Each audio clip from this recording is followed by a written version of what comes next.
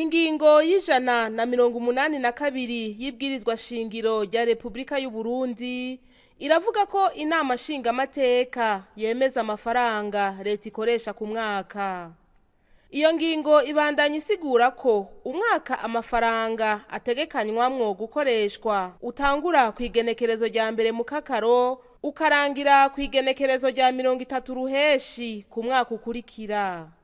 Muri iki gihe inama nshingamateka iriko iritegurira bimwe biboneka kuzotora ibwirizwa rigenga amafaranga leta izokoresha mu mwaka w'amafaranga w'ibihumbi 2026 ushira uw'ibihumbi 2027 ritegekanijwe kuzokwigwa ryongere ryemezwe mu nama ya bose yo kuri uyu wa gatanu igenekerezo rya 12 ruheshi uyu mwaka wa 2026.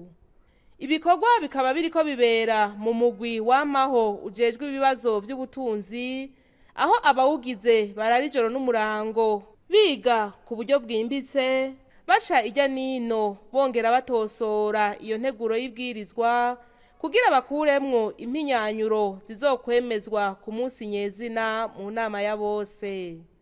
Muri ivyo bikorwa vyo mu mugwi w'amaho umushikiranganji ajejwe ikigega ca leta aratumigwa kugira atanga umuco ku bibazo bizazaniye abashingamateka, eka mbere n'abandi bashikiranganji nabo nyene baratumigwa kugira basigure imigambi ubushikiranganji barongoye bwashize imbere hamwe n'amafaranga bijanye.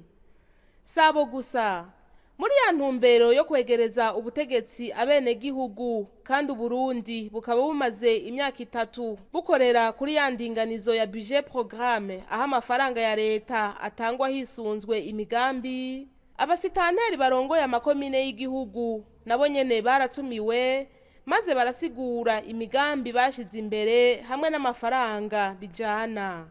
Muri urwo rukurikirane nyene rw'ibikorwa byo kwiga iyo nteguro y'ibwirizwa, sentare icungera amatungo ya leta yarashikirije inama nshingamateka ku munsi wa kabiri igenekerezo rya 9 ruheshi uyu mwaka wa 2026 umwihwezo wayo ku mafaranga leta itegekanya gukoresha hisunzwe ingingo y'ijana na 183 y'ibwirizwa shingiro ivuga ko sentare icungera amatungo ya leta isuzuma ikagira ishishikirije ikongera ikemeza ingena amafaranga y'igihugu akoreshwa mu bisata vyose vya leta. Iyo sentare irunganira kandi inama nshingamateka na nkenguzamateka mu gusuzuma ingene ibwirizwa ryerekeye amafaranga leta ikoresha ikurikizwa.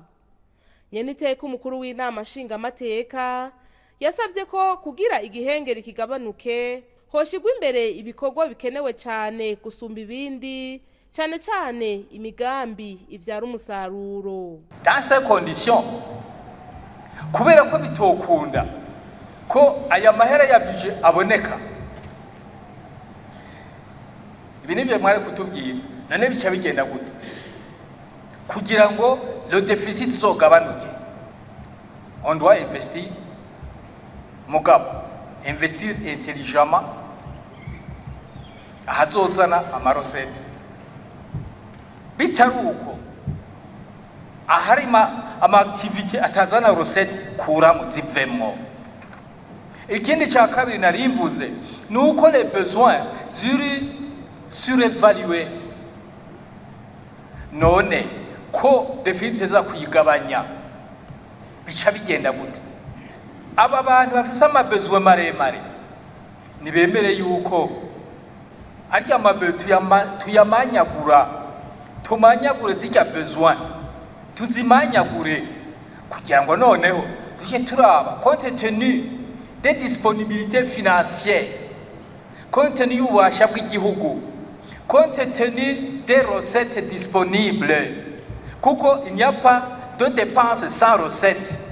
Uzanya mabesoin énorme ne wiyumvira pasagure turabe noneho le priorité ya ma priorité twavuze tuje dutangura habe financement ya ma priorité, les activités prioritaires, ibindi bidakenewe bibanze bije ku ruhande. Iyo nteguro y'ibwirizwa igenga amafaranga leta ikoresha ku mwaka imaze kwemezwa n'inama nshingamateka izoca ijanwa mu nama nkenguzamateka nayo nyene iheze yemeze, maze nyene icubahiro umukuru w'igihugu aca yiterako umukono imbere y'igenekerezo rya mbere mu kakaro.